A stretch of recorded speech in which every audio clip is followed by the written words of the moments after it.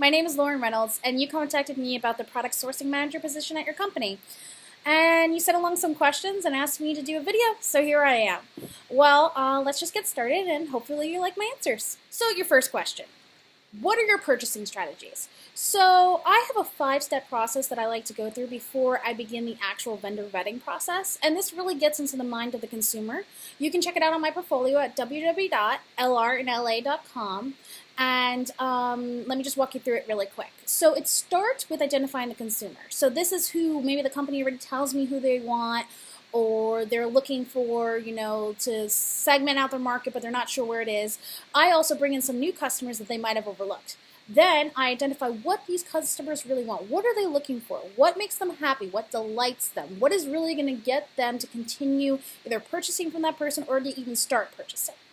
Then from there, I identify market leaders that are hitting that market really well, see what they're doing, and replicate that. So in the case of product, it's really about identifying those market leaders that are meeting that market and pulling out what pieces match those desires. And in doing so, then you can create an assortment of your own that still reflects your brand's ideologies, but has proven market success behind it, backing it, to make sure that you're expending your money in the right direction. Then from there, I would start either contacting my domestic or overseas partners. Now, this kind of depends on what's going on with your situation. For example, if it was a tight timeline, you might want to go domestic. If it was low volume, you might also want to go domestic. And I have contacts in the industry from working here in print, formula fill for liquids and cosmetics, things of that nature. I also have packaging vendors. I also have consumer goods that you can purchase, which are called domestic or promotional items, to fulfill your needs as well, depending on your volume. And if it doesn't fit into one of those categories, I have such great relationships with these people that they'll always recommend me to somebody that they know will treat me well. The reason why they treat me so well is because the fact is I've given them $1 million in business. So basically, I've set them up for success, so they want to set me up for continued success.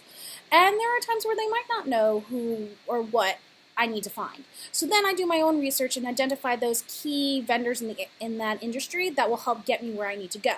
Now, if we're talking overseas, if you have longer timelines or you want a cheaper product and the volume's there, I already have vendors that go across a swath of industries. So we're talking packaging, formula fill once again for cosmetics items, and hard goods as well. So I know how to make ceramics overseas, cosmetic products overseas, promotional products overseas, just really anything you want. It just really depends on your timeline and your budget.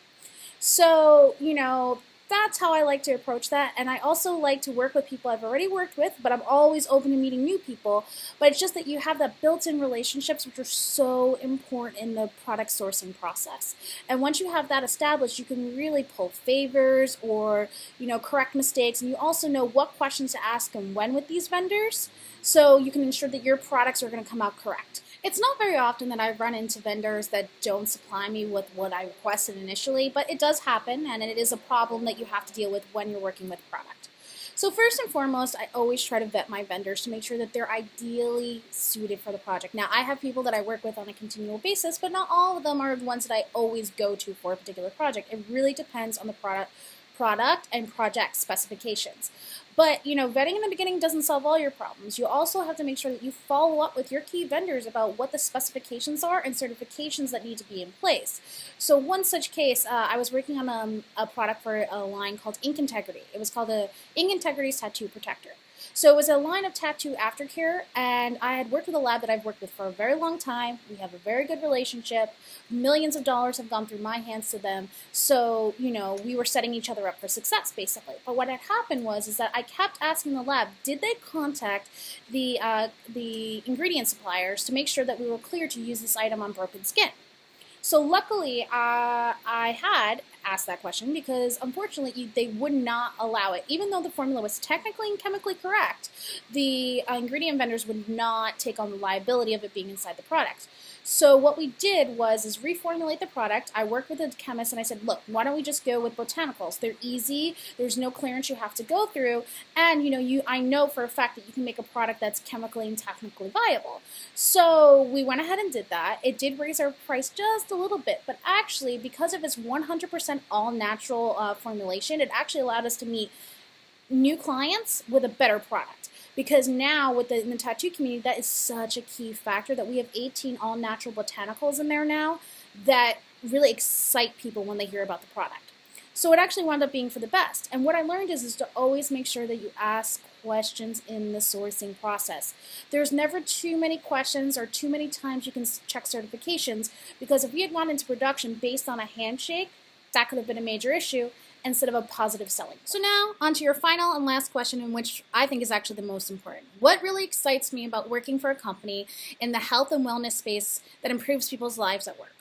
The fact is that honestly, not everyone likes their job, and sometimes it really is a necessary evil to go in and out every day to be able to pay your bills and live the life you want to live. But what if you can make someone's day a little bit better? What if you can make them a little bit happier? And that small change can add to productivity in the company, and honestly, also it just makes someone happy, and that's a great thing to do in your work. And the other thing is too is that there's many different factors that are involved in making someone's day better and in the health and wellness category. You have mental health, physical health, and emotional health that need to be addressed while in the office. So this creates a multitude of options to address each one of these issues, and a vast array of product that you can actually source and implement to make someone's day better. So it's really challenging, it's really interesting, and it could lead to building a brand that's very, very functional in the office space, and that's also very beneficial for everyone that's working there. And I think that that's a great thing to do, and I really hope that you consider me for the position. Thank you.